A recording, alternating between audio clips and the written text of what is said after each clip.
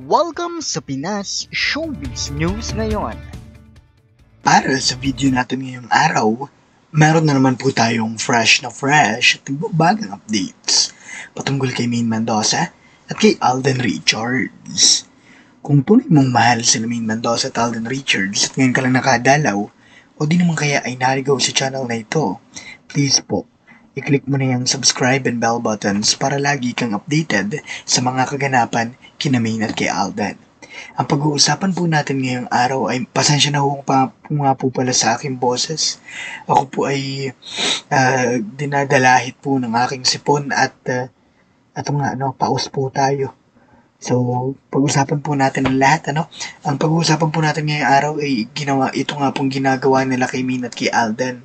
Una po, binabatikos po nila si Maine Mendoza nang ito po ay magpa-picture kay Carlos Yulo, ang ating double Olympic medalist, binabatikos po nila sa Maine Mendoza dahil tinatago raw po nito di umano ang kanyang singsing.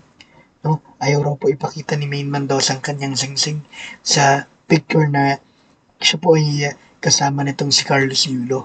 Okay, matatawa ka na lang sa mga netizens na sumusubaybay talaga sa kanya. Yung alam niyo yung may masabi na lang, 'di ba, may magawa na lang issue. Ganun na lang po yung nangyayari.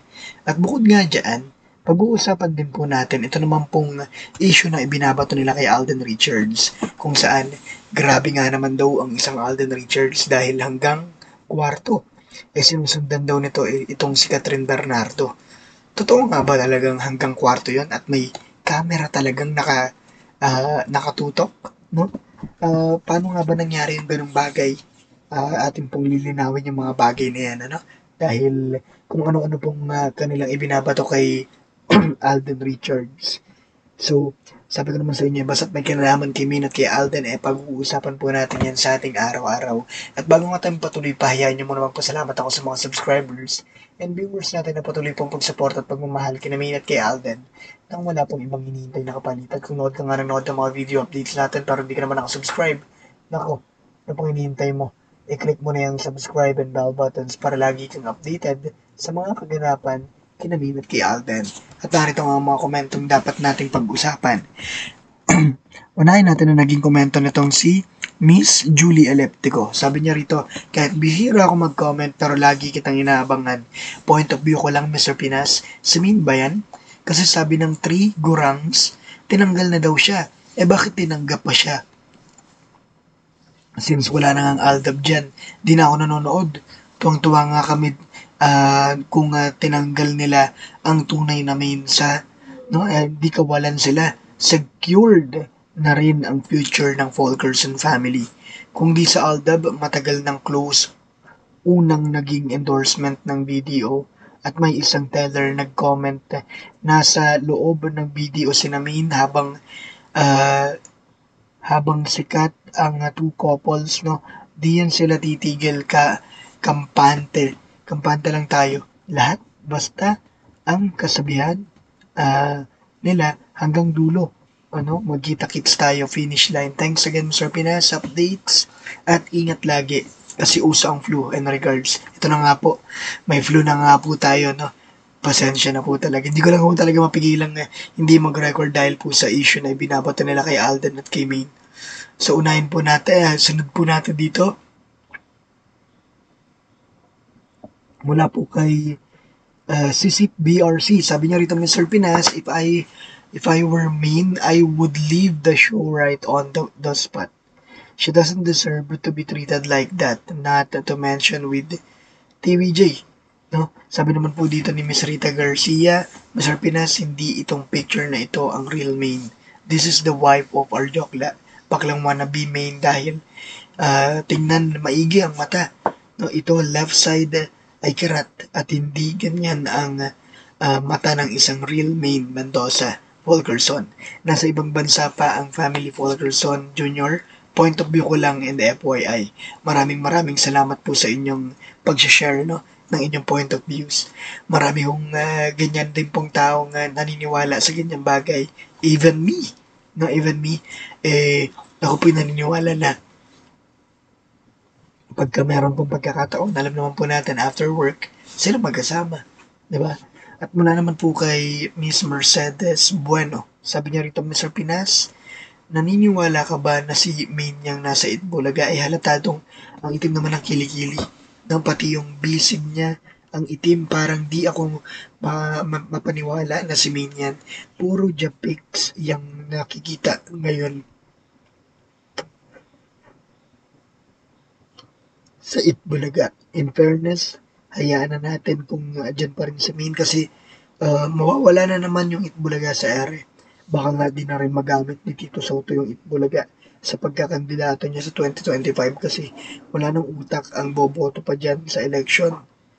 At wala naman niyang nagagawa since pumasok siya sa politics mula sa pagka-mayor hanggang maging senador. Wala siyang maasahan sa mga inaasahan niyang manloloko doon yung Albert Aldo fandom.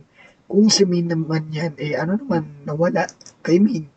Kung di man siya pansinin ang mga manyak na yan, lalo na yung si BS, bigo siya. Kasi di niya kinaya na matikman yung si Min. Huwag ko kayo mag-alala, no? Um, sa totoo lang po, ang dami po mga netizens ang talagang naniniwala na titigil na po ang Itbulaga, no? Na hindi na po ito aabutin pa ng darating pang susunod na eleksyon. Kaya wag po kayo mag-alala dahil atin pong susubaybayan kung ano man po yung mga mangyayari sa kanila at tayo po yung mag-uusap patungkol po sa mga bagay na yan. Ngayon, unahin natin ang naging issue kay Main Mendoza at kay Alden Richards. Unahin po natin ang isang Main Mendoza. May kinalaman po ito sa kanyang wedding ring, wedding ring kuno nilang dalawa na itong si Panot. Kung saan ang dami nga pong mga netizens ang nagko-comment dun po sa pictures nila ni Carlos Yulo, yung ating pong double gold medalist sa Olympics. Ito pong si Carlos Yulo. Ang sinasabi po nila, ayaw raw pong ipakita ni Main Mendoza ang kanyang singsing dahil yung picture ni Carlos Yulo kasama ng kung sino-sino, sigurado makakarating sa kung saan-saan at ayaw nga raw pong ipakita ni Main o ibabad ni Main yung singsing na yun habang ito po ay kanyang suot-suot. So, bukod nga doon, pag-uusapan din po natin, ito pong iba pang comments sa mga netizens. May mga nagsasabi po rito na matatawa ka dahil may nagsabi po dito baka type daw po ni Mengay itong si Carlos Yulo.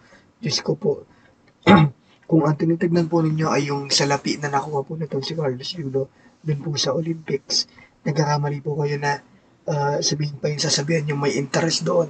Alam po natin kung gaano kayaman ang isang Main Mendoza. Habang sa Alden Richards naman, ito pong picture na ito na hindi po talaga siya picture. Video po talaga siya, na screen grab ko lang po. So, andyan yung mga tao, ang daming tao po dyan, na binibideo po sila. At sinasabi nga nila na itong araw pong si Alden Richards ay sinusundan hanggang sa kwarto. Ito pong si Catherine Bernardo. Okay, ulitin ko lang po, kung talagang totohanan po yung nangyari dyan, ba't kinakailangan ng camera? Ba't kinakailangan ng ang daming tao sa loob ng bahay kung ano mang lugar yan, Tapos inaabangan po nila ito pong si Alden tsaka po si Katrina sa mga na pumunta po sa isang kwarto lang. Yan po yung kanilang pinalalabas. Pero upon checking nga po nito, mula po nang i-check nga po ito ng ating team, doon po nila napag-alaman na ito pong si Alden Richards ay halata naman po, alam naman po natin lahat yan, na hindi po talaga, hindi po siya papayag sa mga ganyang gawain, na talagang alam yan, collaborative effort yung nangyayari. Hindi lang po iisang tao yung kumikilos dito sa kanila. So ngayon, medyo marami-rami ang kasama sa payroll. Sabi nga po ng ibang netizens. Okay? So, wag po kayo mag-alala. Marami po pong pangyayari kay Namin at kay Alden na kinakailangan din po natin pag-usapan.